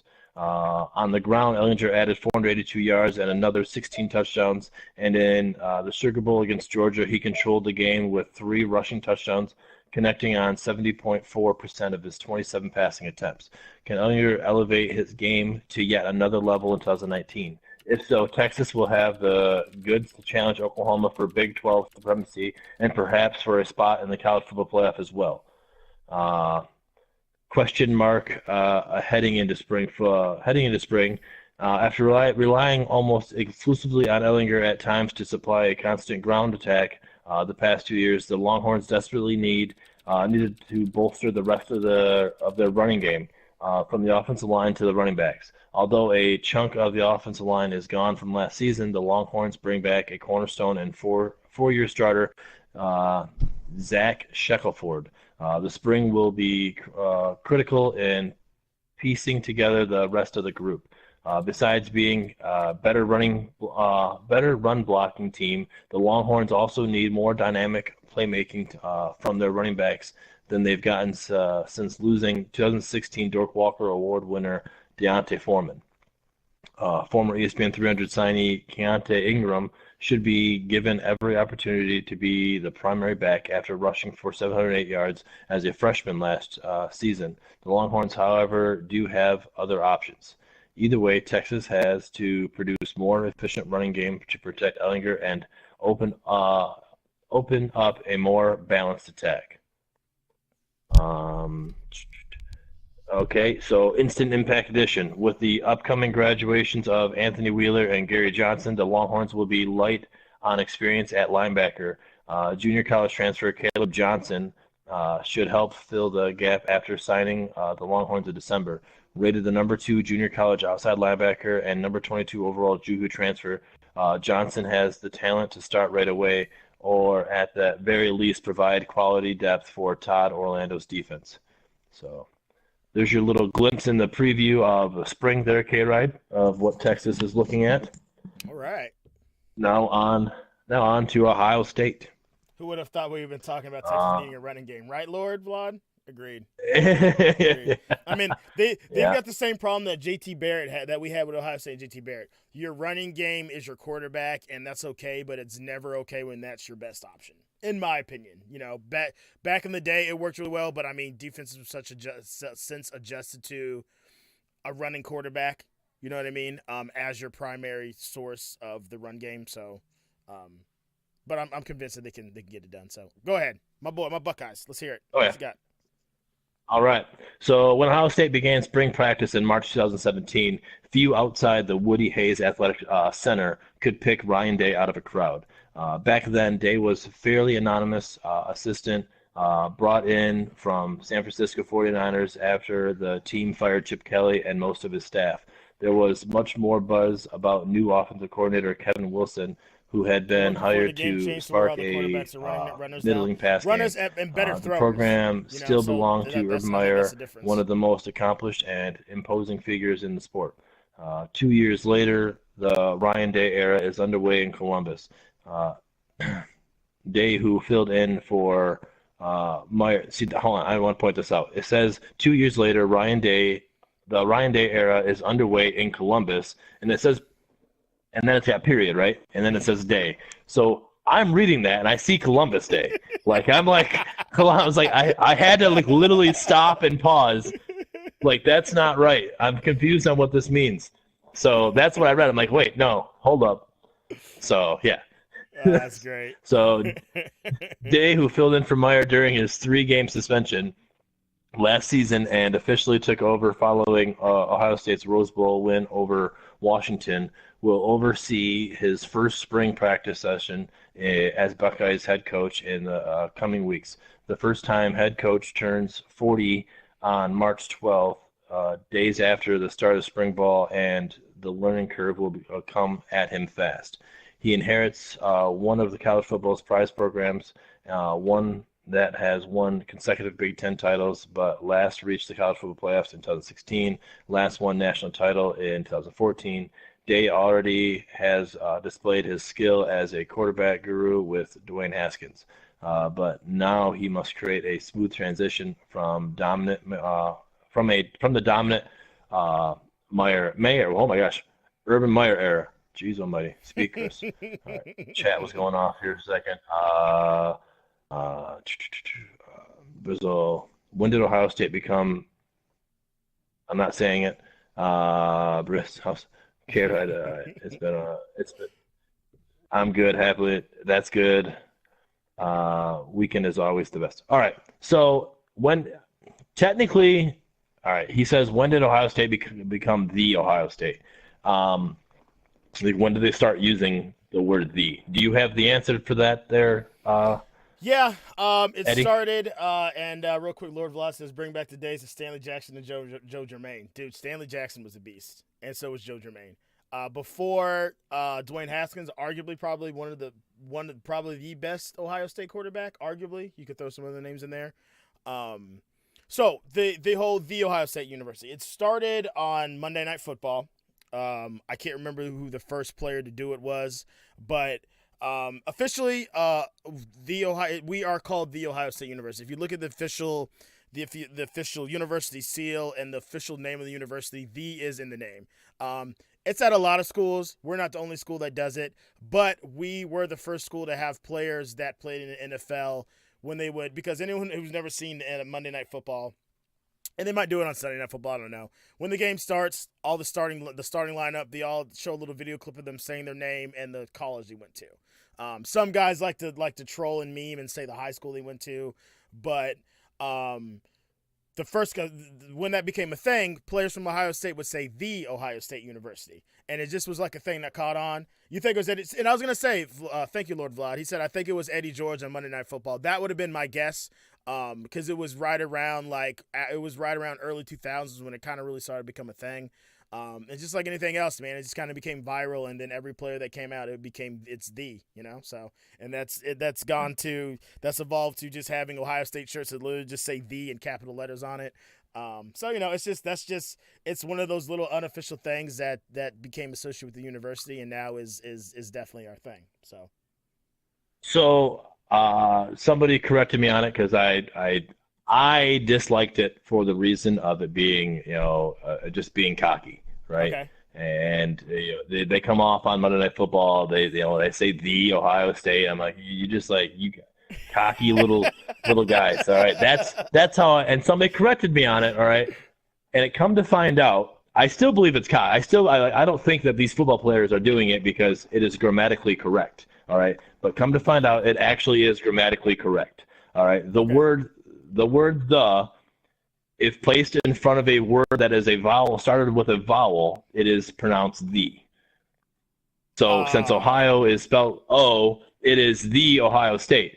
All right, but it's the Michigan, okay. So Michigan your University. problem The is university literally with the enunciation of "the," not "the." Okay, all right. I didn't know that's what you were going. Yeah, it's that. Yeah, no, it's the way they say it. It's like you're saying it like with such like cockiness. Like we're The Ohio State University. Like give me another Ohio State University that you guys are competing against. All right, there is no other one. Like you don't need to say that. That's what I'm saying. Like, if they said, "Hey, I'm from the Ohio State University," that does not sound cocky, does it? Hey, I went to the Ohio State University. No, I went to the Ohio State University. Like, come on now. Tell me that doesn't sound cocky. It does, and as Lord Vlad says here, I mean, it is a form of cocky though. We earned it, and also we don't need a grammar lesson, homie, as he says, XD. So, my man Vlad coming through in the clutch here. But no, Yeah. it's one of those things, and honestly, I've never, after all these years, I've never noticed that we say it like the instead of the. To me, in my head, I believe it or not, I've actually never noticed that fact. I always thought it was more when you put the emphasis on the that you say it is the, but I think that's something that my head has done being a Buckeye fan, having gone to Ohio State, that I just like automatically like start doing that. But I can see that. I can see that because you're right. We're the only ones that say it. You don't hear him saying the University of Michigan. Although it would be hilarious if you guys did, because obviously you'd be aping off Buckeye fans. But this is what I want, because it's, again, grammatically it'll be correct. I want to see somebody from the Ohio Bobcats go to the Monday Night Football and say, "I am from the Ohio University," and it's like, oh, so now we have a competition between Ohio State and Ohio. Which one is the Ohio University? So that's what I want. Come on, Bobcats, get out there. All right, back to real quick. We got 5 minutes for the show. I'm going to read the strengths heading into spring and the question marks and the instant impact. All right, so the strengths for Ohio State heading into spring is Ohio State's returning offensive skill will help quarterback Justin Fields, the Georgia transfer who received an NCAA waiver to play immediately for the Buckeyes. Although the offense loses 3 standout wide receivers, Paris Campbell, Terry McLaurin, and Johnny Dixon. The second leading rusher, Mike Weber, there is plenty of production left. Fields has proven target KJ Hill, 144 career receptions, and other talented options such as Benjamin Victor and Chris Olave, who emerged late last season. Running back J.K. Dobbins also returns after piling up 2,456 rushing yards, 17 touchdowns, and 48 receptions in his first 2 seasons. Tight ends Luke Farrell and Rashad Berry bring experience and should have enhanced roles. While it's likely not realistic to expect Fields to replace Haskins' production from 2018, the Buckeyes offense shouldn't slow down much. All right, question mark heading into the spring. Ohio State simply can't expect to return to college football playoff without significant improvement on defense. Spring practice brings an interesting dynamic as the Buckeyes return 9 starters on defense, but they have new co-coordinators, Greg Medicine and Jeff Hafley. Medicine left Michigan for Ohio State to become a coordinator again, while Hafley and Day go back to their time with the 49ers. An equally important coaching addition is Al Washington, who returns to his hometown to oversee the linebackers after working with Madison at Michigan. Ohio State's linebacker play slipped last season, and restoring the standard at the position will be paramount as starters Pete Werner, Tuff Borland, and Malik Harrison all return. The line should be the unit strength as All-American candidate Chase Young headlines the group. Ohio State's secondary returns intact after a breakdown-filled season in 2018. Hafley's work with the talented defensive backs such as Damon Arnett will be interesting to watch. Okay, your instant impact edition. After extensive deliberation, Fields is the pick here. Shocking, we know. Tate Martell's departure increased the need for Fields to get his NCAA waiver approved. He will compete with Matthew Baldwin, but is widely expected to be the Ohio State starter for the next few seasons. After choppy results in limited action with Georgia, Fields will look to settle in under Day. Wilson and new quarterbacks coach Mike Yurcich, who coordinated Oklahoma State's offense the past 6 seasons. Fields, the top-rated recruit in the 2018 class, is Ohio State's most decorated rival since quarterback Terrell Pryor in 2008. If Fields maintains the trajectory Haskins started last season, the Ohio State quarterback position will be viewed as power position around the country. All right, so Yeah, that is yours. I agree with that. Look, And we might. Vlad had a couple of comments here. He said, and I think you'll find this All interesting. He right. said, they should have not let staff from the state up north come down, Law. It's a hell of a troll on them, but come on, man. And he goes in to say, sorry, I've just been an OSU fan for 37 years. Hell yeah, Lord Vlad. That's what I'm talking about, man. You've been a Buckeye fan longer than I've been alive. I love it, dude. I love it. That is Nice. fantastic. That is awesome. And it's a very interesting viewpoint because I feel like our fan base is kind of split between your thoughts there that you don't think you should come down and people like me who think I think it's a solid move. I think if you're a good coach, you're a good coach. And as much as we troll that team up north, that state up north, at the end of the day, they go out to get the best of the best, just like we try to. So if we've got someone that wants to jump ship from there and come here, hey man, I'd be willing to take it. And especially considering how linebacker play has been something that Michigan has been good at and has excelled at the past couple of years, and that's something that we need work on. So I see what you're saying. I'm willing to err on the side of this leaves so much salt in the wound of Wolverines fans that it's got to be a good thing. So I don't have a problem with Al Washington leaving because his dad played for you guys, he's right? From Columbus. He's from Columbus. And he's from the area. Went to Bishop Like it Watterson, makes sense. yeah. And he only coached for Michigan for a year, and that's he's it. an up and coming So coach, so there's going to be a lot of jumping around so Yeah. he kind of gets settled. Yeah, Yep. sure. Yep. And that one I understand. The one that bothers me is the Greg Madison one because That's the the fact weird that he one. coached That's the at weird one. Michigan. Yeah. He coached back Michigan back in the 90s. He coached. He was the coordinator or linebacker coach at Baltimore under John Harbaugh. So he's coached with both brothers. And now he came back to Michigan with Brady Hoke. He was the defense coordinator there. Yeah. Then when Jim Harbaugh came, he got demoted down to D-line coach. I understand him wanting to be a defensive coordinator again, so that's why he left. But why you are a true Michigan man because you coached there twice now. But then you go to Ohio State, that's Yeah. what bothers me. It's, Yeah. you could have you could have been defense coordinator at any school you wanted to, basically, because of his talent. Right. He's a great coach. He Oh, yeah, can do absolutely. it. You Absolutely. know. So Absolutely. why Ohio State? Yep. That's my question, and that's where I kind of agree with Vlad in that situation. Right. And Vlad, he is not Ohio State fan. He's actually a Michigan fan. So if you look at our logo up there, right above I'm my a head, huge Michigan fan. 2 Men in the Sports Show. The M refers to my man Cooch, and of course, the O refers to your boy Nines here. But yeah, I'm a Buckeye fan. He's a Michigan fan. He says Jesus.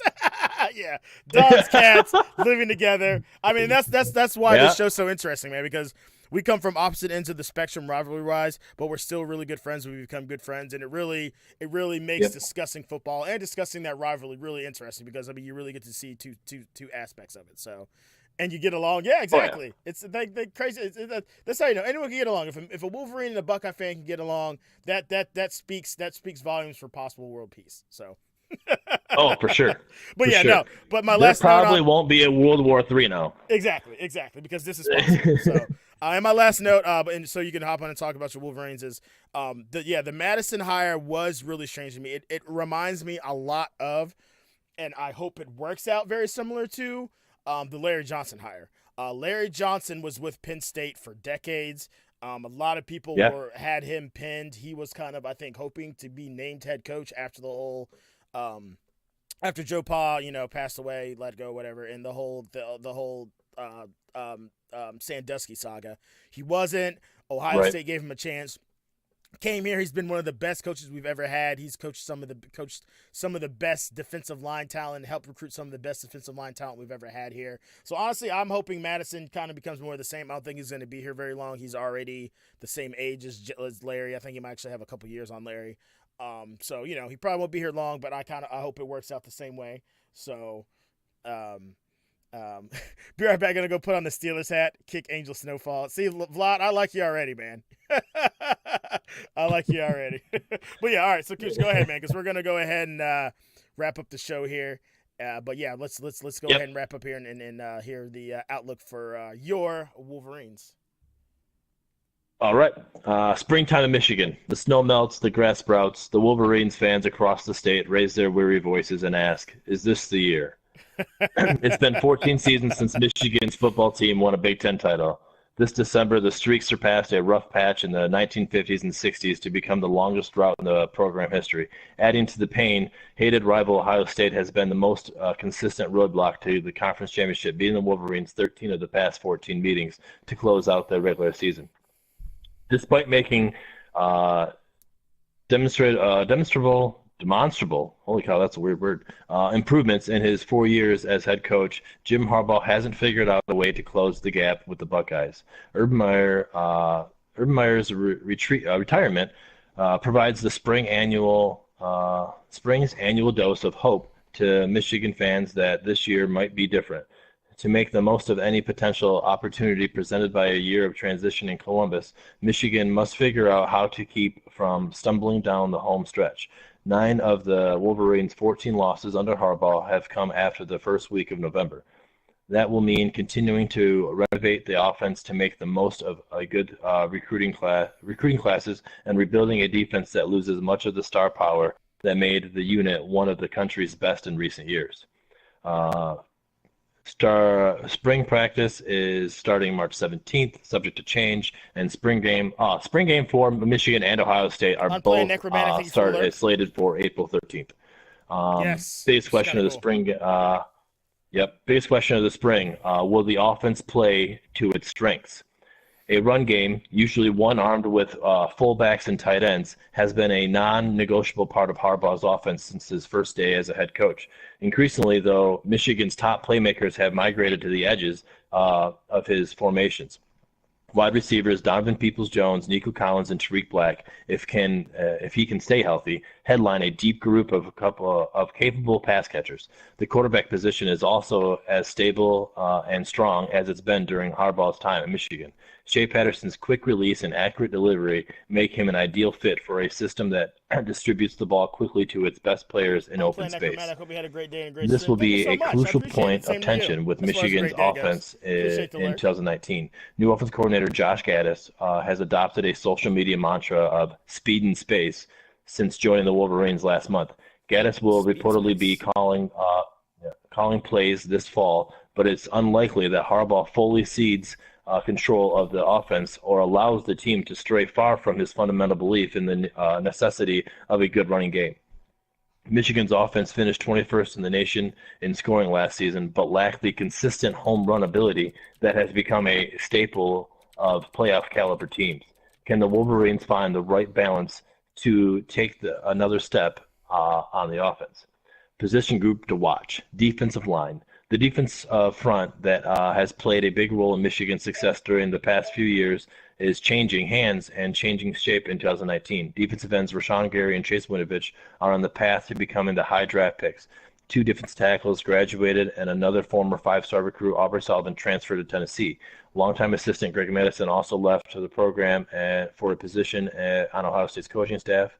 Madison's replacement, Sean Nua, will enter spring with a good idea of what he can get out of the electric pass rusher Josh Uche and Kwity Paye, and defensive tackle Michael Domafor, who took a big step forward last season. Beyond that, much of Michigan's depth at the position and its ability to find enough run stoppers will be a mystery to solve this spring. Instant impact addition: defensive tackle Motzi Smith. Smith, who showed up on campus in January weighing more than 300 pounds, might be able to help the Michigan find that next layer of depth on the defensive line immediately. He'll need a full spring to work on his hands and a good summer in the weight room, but if those steps go well, Smith will be in better position to help the Wolverines right away and a newcomer on the roster. So that is what Michigan's preview is. Okay. Would you agree for the most part? I would agree. I also agree with the situation. I also agree with the situation of the defensive line being what to look for, but I was also looking at the 3 they named off, plus Aiden Hutchinson. We did lose our star power of what we had for our defensive line, but we had a lot of people have experience and play well. Josh Uche was getting sacks there towards the end of the season, and Kwity Paye was getting a lot of quarterback pressure. Aiden Hutchinson was definitely getting quarterback pressure, getting run stops. So I am not as worried as some people, just looking at it because you lose so much. Like, oh man, we're going to be hurting in this position. I think we're going to have some other stars now have the ability to shine because other stars got out of the way. I think that's what it's going to look like, and we'll see how it goes. But I think that's what we're looking at. And that Monty Smith is going to be. I hope he can be a good 3 to 4 year starter for us. We'll see how he goes with that. Yeah, absolutely, absolutely. And Lord Vlad says the team of North is getting scary good again. It makes you worry for us the next couple of years. Vlad, I'm not scared per se, but I think this is going to be the best shot they've had in a long time. Urban Meyer's gone. Ryan Day's got a lot to prove. I think the time's now for Michigan. I think they know that. I think they feel that. I think Harbaugh feels that. And the thing about streaks, man, is that they always come to an end eventually. I'm just hoping we can get a few of them in there before it does, because it will end. It will. I mean, there was a time. I mean, like right now, Michigan still owns the streak. Is it 9 in a row? I think it is, because I think we're at 7 or something 10. like that. 10 in a row, right? We're at 7, I believe, after this year. So, hey man, let this roll. I would love to get 3 or 4 more, but honestly, as more time goes on, the chances of you continuing that streak become smaller and smaller and smaller. I mean, you can make the argument that we stole the one before obviously, this past year was an ass whooping. The one before that, you could argue, was a steal because, I mean, we played like shit the whole game, and Curtis Samuel with the dagger. So, that's what I always tell the young Buckeye fans, man. And Lord Vlad, you could attest to this, man. There have been some dark days in the rivalry, dude, and a lot of these young Buckeye fans are spoiled and don't realize how bad it's been before. So, I always tell the young Bucks, man, enjoy it. I don't want to ever hear you say the rivalry is more fun when Michigan's good. I'll smack you in the mouth for saying that, because we still got a lot of wins to get, baby. Drop dead 2546. Thank you for the follow, by the way. Oh, that's my nephew. He's a huge Michigan fan. He's a good friend of mine. What's up, man? He's a good guy. Awesome. And I was just actually going to talk about him. It's vice versa with the young Michigan fans. They're all being disappointed, and we're not playing well. We're not doing this. We just have this. We're having the dark. It's dark years for us right now. But I've been around. I've seen it. I know. Hey. And I also know that history, it will repeat itself. It's going to change, and this could, Urban Meyer retiring could be that change for us. We don't know. I wanted Urban Meyer to stay, and I wanted it to be that Bo and Woody, because you and me didn't get to experience that Bo and Woody. We only get the history of it and watching, watching the old videos and hearing the stories. I wanted to have that for us. And it just wasn't that situation. So maybe if it wasn't Urban, maybe with Jim and Ryan Day, it can be that Bo and Woody. Yep. So absolutely. That's what I'm hoping for. I want to have that connection, that fight again. Absolutely. That 10-year war will be great. Agreed. So agreed. So. Well, all right. I think Thank you, everybody who stopped out. Yeah, thanks. So great show, guys. Thank you, Lord Vlad. Yes. Lord Vlad. I love the arguments back and forth. Yeah, Vlad. Hey, man. So the way we do this, Lord Vlad, is we're in the off season. Me and Kuch we're college football is our number one thing. So this is the off season, obviously. So we're in a bi-weekly format right now. So you could catch us again 2 Saturdays from now. Good stuff, you two. Hey, man, I really appreciate that. I appreciate the compliment. As someone who's a big college football fan like yourself, to hear you say that, same to you, Drop Dead, we really appreciate it, man. Once the football season starts up in earnest, we'll be back to doing this every Saturday. Because like I said, college football is both me and Kuch's passion. We enjoy the other sports too, but I think the strength of our shows when the college football season is going on. But in the off season, there's always some stuff to talk about, so that's why we're in this bi-weekly format now. So once again, if you would come back 2 Saturdays from now, which would be looking at a calendar here, the 16th will be our next. 16th, okay. The Saturday. I was just doing math 16th. Real quick. Bad math. We'll be back. So we're gonna go ahead and we're gonna get our double rate on like we always do. My man Hugh Graham, he lost a dear close friend of his to ovarian cancer. So he's actually doing a 24-hour stream in her honor. I was actually originally Charity planning stream. charity stream. Yep. I was actually planning on streaming this evening again, but I think I'm gonna forego that. Just kind of get the word out about Hugh's stream. He's doing a pretty cool thing there. So we're gonna go ahead and get that started. I'm gonna go and get that started up when you're ready. We'll go ahead and dual rate him, show him some love, show him support. So yeah, man. And Vlad says, sure, I'll come by. Take care of you guys. Prayers to your friend. Hey, appreciate it, Vlad, and hope to see you again, man. Yep. So have a good weekend, Day 9. See you Sunday for movie night. Absolutely, yes. And movie night. Spider-Man Into the Spider-Verse, 8:30 p.m. Eastern Standard Time. We'll be watching it in Rabbit. Would love to have anyone who wants to be there. It's going to be a lot of fun. So, yeah, man. So without further ado, let me get the raid command typed in here. Yep. My I'm ready to go when you're ready. From the stairs, he wants a peanut butter and jelly sandwich. So it's time for lunch. Yeah, my kids are ready too. Yep. So, yeah, so everyone have a good night. Love your faces. I'm Eddie Nines. He's Cooch 4. 2 Minute in the Sports Show. See you guys See you later. in 2 weeks. Let's do it. Raid, Later. hit. All right.